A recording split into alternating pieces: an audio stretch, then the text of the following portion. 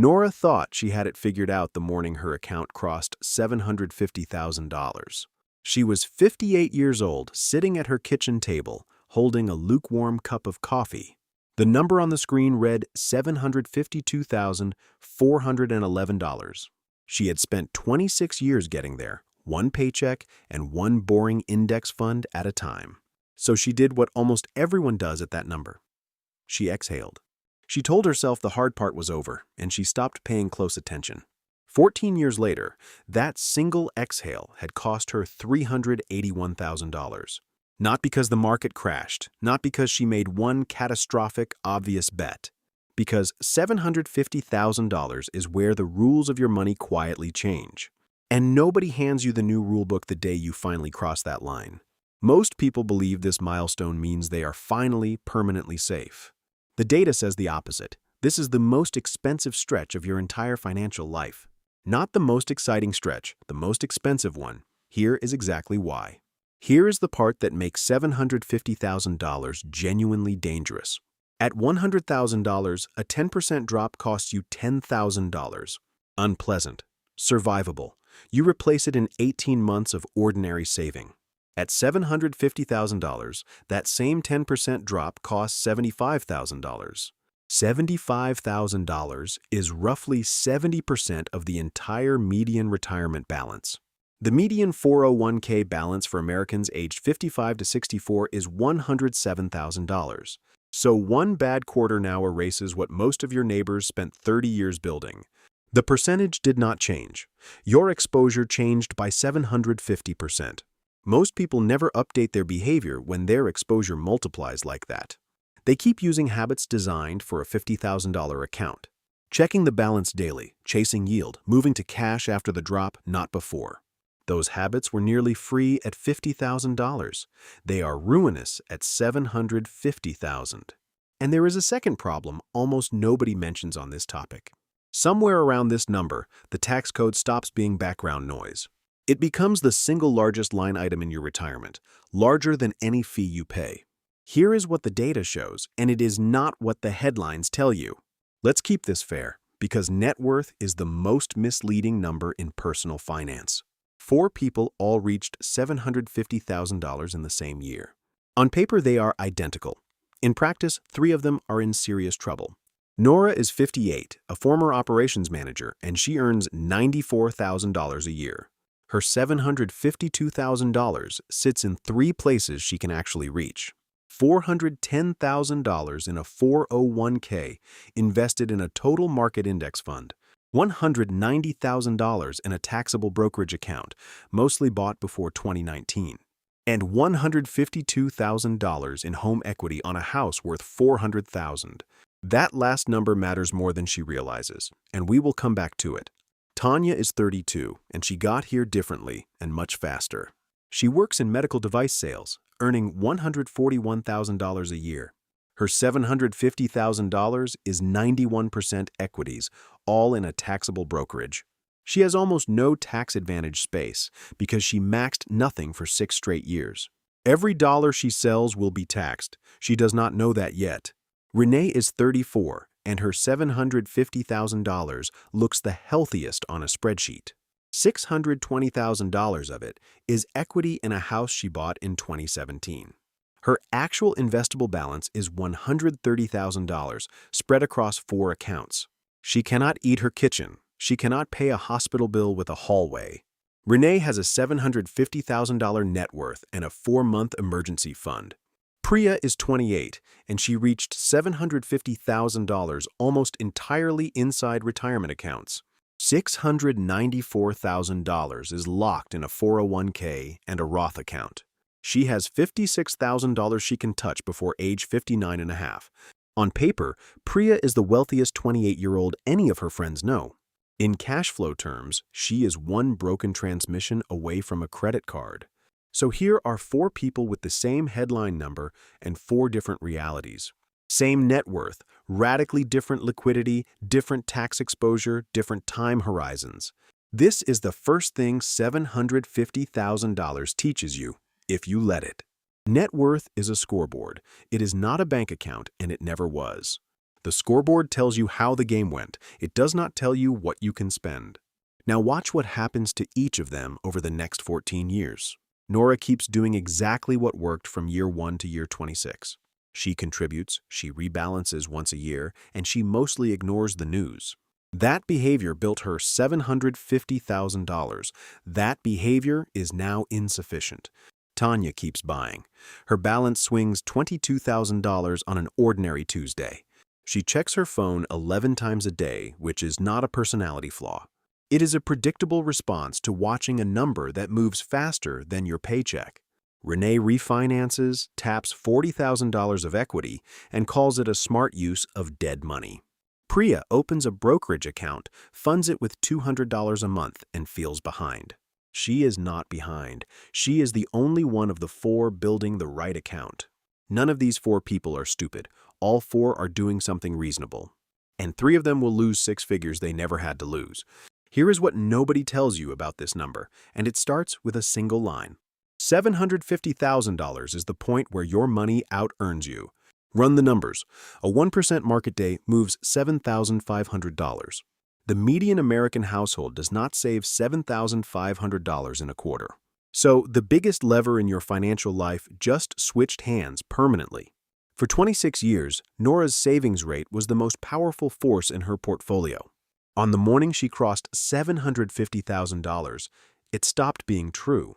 And she spent the next 14 years pulling on a lever that no longer moved anything.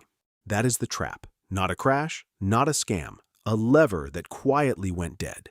Section 1. The crossover and the lever that stops working. There is an exact moment when your portfolio starts earning more than you save. For most people, it lands somewhere between $600,000 and $800,000. Here is the arithmetic, and it is uncomfortable in the best possible way. Say Nora saves $1,000 a month. That is $12,000 a year. At a 7% average return, $750,000 generates $52,500. Her money is now doing 4.4 times the work she is doing. Adding another $200 a month changes her outcome by almost nothing. But shifting the return by 1 percentage point changes it by $7,500. Same year, same effort. One lever moved $7,500, the other moved $2,400. Most people respond to crossing this line by trying to save harder. It feels responsible. It feels like the thing that got them here should keep working. It is the financial equivalent of pedaling faster after the road turned downhill. Nora added $150 a month to her contributions that year. Over 14 years, that added roughly $41,000 to her balance. In the same 14 years, her allocation decisions swung her balance by $381,000. 9 times the impact from decisions she spent almost no time on. Here is what actually happens after the crossover point. 3 things now. Control your outcome, and your savings rate is not one of them. 1. Your allocation. 2. Your tax sequencing. 3. Whether you touch anything during a drop. That is it. Those 3. Everything else is rounding error at this balance. Section 2. The sequence trap and why timing beats returns.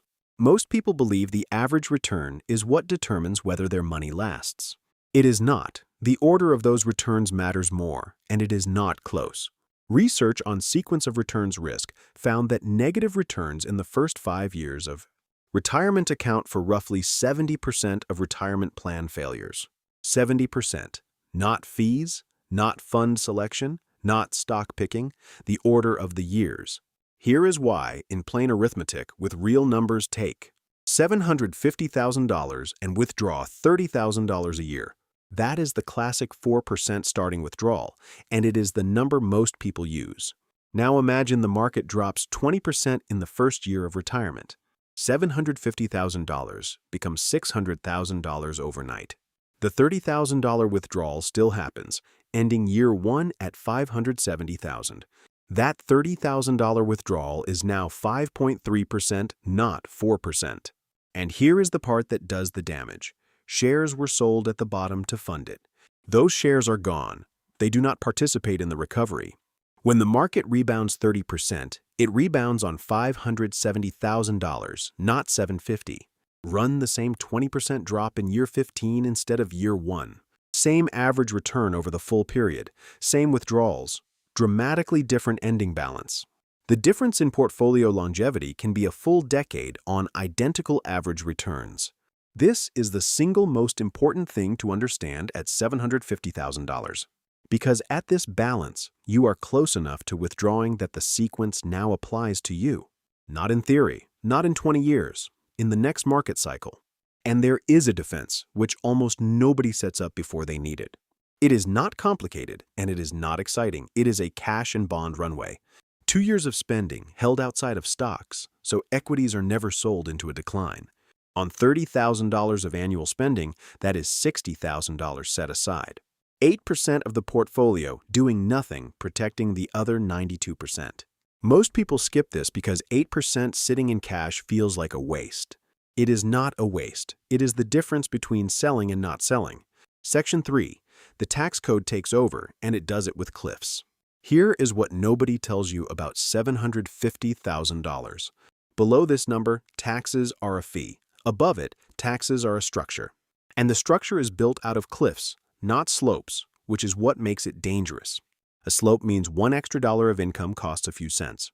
A cliff means $1 extra of income costs $1,100. That is not a metaphor. That is the actual Medicare surcharge math for 2026. The first income-related monthly adjustment tier starts at $109,000 for a single filer. For a married couple filing jointly, it starts at $218,000. Cross that threshold by one single dollar and the Part B. Premium rises by $81.20 a month. The Part D premium rises by another $14.50 a month. That is $1,148 a year per person, triggered by $1. For a married couple, $1 of extra income costs $2,296, and it is based on income from 2 years earlier, which means nobody can fix it late. The 2026 surcharge is decided by the 2024 tax return. Most people discover this in the mail, roughly 18 months after they could have prevented it. Now, here is the other side of the same coin, and it is the good side. In 2026, that threshold is $98,900 of taxable income.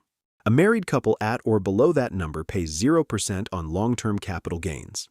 0, not 15%, not a reduced rate, 0 federal tax on realized long-term gains. That is a window, and it opens exactly when earned income drops. For most people, that window is the gap between retiring and claiming Social Security. Call it the 5 to 8 years where income is lowest and control is highest. Tanya has $190,000 of unrealized gains in a taxable account. If she harvests those gains inside that window, she pays 0 federal tax on a large slice of them. If she harvests them while still working at $141,000, she pays 15%. On $190,000 of gains, that difference is $28,500. Same shares, same portfolio, same person, a $28,500 difference in timing. This is the entire game after $750,000. Not what you own, when you recognize it, and in what order you spend it. Section 4. The cash mistake and the most expensive safe decision available. In May of 2026, money market fund assets hit an all-time record. $8.281 trillion parked in cash-like funds. Retail investors alone were holding $3.08 trillion of that pile. That is not a market crash. That is millions of people deciding to feel safe. And a lot of that money belongs to people who just crossed a big milestone. Here is the logic, and it is completely understandable. You worked 26 years for this. Watching $75,000 evaporate in a bad week feels intolerable. So you move a chunk to cash where it cannot hurt you. Now run the numbers on what that decision actually costs over 14 years. Move $300,000 from equities into a money market fund yielding 4%. Assume equities average 7% over that same stretch after 14 years. The cash position grows to roughly $519,000. The equity position would have grown to roughly $773,000. The gap is $254,000, and you never saw it happen. There is no statement that says you lost $254,000. There is no red number. There is no bad day. There is only a slower line. This is what makes it the most dangerous mistake at this balance. Every other mistake announces itself. This one is completely silent. Nora did exactly this in year 3, moving $280,000 to a high-yield account. She checked it every month for 11 years and felt responsible every single time. That decision accounts for the largest single slice of her $381,000 gap. Now, cash is not the enemy. 2 years of spending in cash is a defense, not a mistake. The mistake is the difference between $60,000 of runway and $280,000 of avoidance. One is a plan. The other is a feeling with a dollar sign attached. Section 5. The behavior gap and the tax you pay to your own nervous system. Morningstar runs a study every year comparing what funds returned to what investors actually earned. The most recent decade-long window, 2015 through 2024, found a gap of 1.2 percentage points a year. Funds returned 8.2%. The average dollar invested in them returned 7.0%. That 1.2% gap is roughly 15% of the total return gone. Not to fees, not to taxes, to the timing of buying and selling. On $750,000, a 1.2% annual gap is $9,000 a year. Over 14 years compounded, that is more than $200,000. And here is the part that should get your attention. That gap gets worse as balances get larger because the emotional stakes get larger. Nobody panic sells a $4,000 account. Everybody feels the pull at $750,000. When Tanya's balance drops $22,000 in a day, that is real money to her. When it drops $112,000 in a month, her hands start moving toward the sell button. This is not a character defect. It is a completely normal human response to loss. The fix is not becoming a more disciplined person. That approach fails for almost everyone. The fix is removing the decision from the moment before the moment arrives. Automatic rebalancing on a calendar date, a written rule you signed when you were calm. A 2-year cash runway so a decline never forces a sale. Structure beats willpower, every time at every balance and especially at this one. Section 6. The liquidity illusion and the number that is not really yours. Come back to Renee, who had $620,000 of home equity. Her net worth statement says $750,000. Her spendable, accessible this month money is closer to $11,000. Home equity is real wealth. It is just not available wealth, and the difference matters enormously. To convert it, she has 3 options, and all 3 have a real cost. She can sell the house, which means she now has to live somewhere else. She can borrow against it, which means she now has a payment and an interest rate. Or she can do a reverse mortgage, which means fees and a shrinking estate. None of those are free. None of those are fast. All of them arrive under pressure. And pressure is exactly when this comes up, because that is how life works. Consider one number that makes this concrete and slightly unpleasant. The 2025 median cost of a private room in a nursing home was $129,575 a year. That is $355 a day, and it does not wait for a home sale to close. 2 years of that care costs $259,000. For Renee, 2 years of care would consume every accessible dollar she has, twice over. For Nora, with $190,000 in a taxable brokerage, it is painful but survivable. Same headline net worth, completely different outcome, decided entirely by where the money sits. So here is the working definition worth writing down. Your net worth is what you own. Your real position is what you can reach in 30 days. At $750,000, those 2 numbers can differ by $500,000. Most people have never once calculated the second number. Do it this week. Add up only what you could convert to cash in 30 days without a penalty. That number, not the headline, is the one your future actually runs on. Section 7. The withdrawal order and the 6 figures hiding inside it. Most people think of their savings as one pile of money with one number on it. The tax code sees 3 completely different piles, taxed 3 completely different ways. Pile 1 is taxable, a regular brokerage account where you already paid tax on the contributions. Tax is owed only on the growth and only at the moment of sale. Pile 2 is tax deferred, a traditional 401k or an individual retirement account. Every single dollar that comes out is taxed as ordinary income at the highest rate. Pile 3 is tax-free, a Roth account where qualified withdrawals cost nothing at all. Nora has $410,000 in Pile 2 and $190,000 in Pile 1. The order she empties those piles changes her lifetime tax bill by a six-figure amount. Here is the conventional advice which is repeated everywhere and is often wrong. Spend taxable first, then tax-deferred, then Roth last. It sounds efficient. It leaves the entire tax-deferred balance growing, untouched, until required distributions force it out. By age 73, a $410,000 balance growing at 7% becomes nearly $800,000.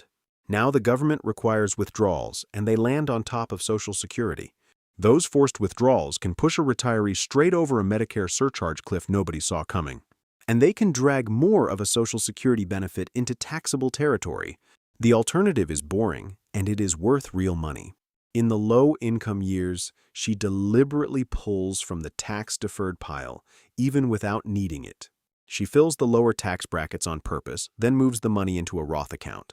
It is called a conversion, and the point is not this year's tax bill. The point is shrinking the pile that gets force-fed back out at age 73. For Nora, converting roughly $40,000 a year for 8 of her low-income years changes everything. It reduces her required distributions, keeps her under the surcharge threshold, and lowers her lifetime tax. The estimated difference across a 30-year retirement runs well into six figures. And here is the part that matters most. That entire decision has a deadline. The window is the years between the last paycheck and the first Social Security check. For most people, that is 5 to 8 years, and it never comes back. Miss it and you do not lose a little, you lose the whole opportunity permanently. This is why $750,000 is a planning moment, not a celebration moment. Not because something bad is about to happen to you, because a small number of decisions made in a narrow window now carry enormous weight. Now here is the counterintuitive part, and it contradicts almost every video on this topic. Every competitor tells you the same thing about $750,000. Get more conservative, reduce risk, protect what you built. It sounds like wisdom. The data says that advice, applied literally, is what destroys the outcome. Because the actual danger at this number is not volatility. It is the response to volatility. Consider what happened to all 4 people over the same 14 years. Tanya, 91% in equities and terrified, ended with $1,411,000. She had the worst allocation for her nerves and the best allocation for her math. Renee, the one who felt safest with $620,000 in home equity, ended with $890,000. Her house appreciated. Her investable assets barely moved. She never sold anything at a loss. She also never bought anything at a discount, and that is the hidden cost. Priya, locked out of her own money until 59.5, ended with the most, $2,140,000, entirely because she could not touch it. Her illiquidity, the thing that felt like a weakness, turned out to be her greatest asset. And Nora, the most disciplined saver of the 4, ended lowest relative to where she started. She did everything right for 26 years and then optimized the wrong variable for 14. Here is the line worth remembering from all of this. The safest thing you can do at $750,000 is make it harder to touch. Not safer investments, less access. Those are completely different things. Every mechanism that reduced someone's ability to react improved their outcome. Priya's age restriction, Renee's illiquid house, Tanya's inability to time an account she checked hourly. The people who did best were not the smartest, they were the most constrained. This flips the standard advice on its head, and it is worth sitting with for a moment. Nobody needs better judgment at $750,000. What is needed is fewer opportunities to use that judgment badly. So the practical move is not moving to bonds. It is building constraints. Automatic rebalancing, a written investment policy, a 2-year cash runway, a 24-hour rule before any sale. Removing the mobile app from your home screen. Yes, that one actually counts. Every constraint you add is worth more than every basis point you chase. At $750,000, your portfolio makes more decisions than you do. Your only real job is making sure you do not overrule it at the worst possible moment. That is the whole thing. That is the counterintuitive core of this number. So what do you actually do the moment your net worth crosses $750,000? Four things, and none of them require a product, a subscription, or a phone call. 1. Calculate your 30-day number. What could you convert to cash without a penalty? If that number is under 6 months of spending, that is your first project. 2. Build a 2-year runway. On $30,000 of spending, that is $60,000. Held outside of stocks, so a bad year never forces you to sell into it. 3. Map your tax windows now, not later. Find the years your income will be lowest. That gap between working and claiming Social Security is worth tens of thousands of dollars. The 0% capital gains bracket and the Medicare surcharge cliffs both live in there. 4. Write your rules down while the market is calm and you are thinking clearly. What triggers a rebalance? What you will do in a 20% decline? Sign it.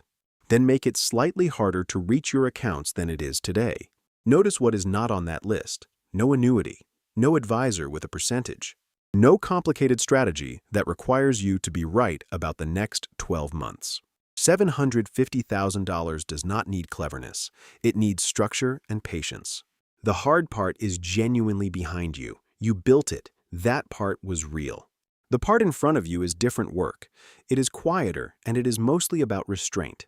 If this was useful, subscribe to Coach Nora Money and hit the notification bell. We break down the hidden math behind the financial decisions you face every day. And whatever you do next with this number, make the decision that matches your reality, not someone else's sales pitch.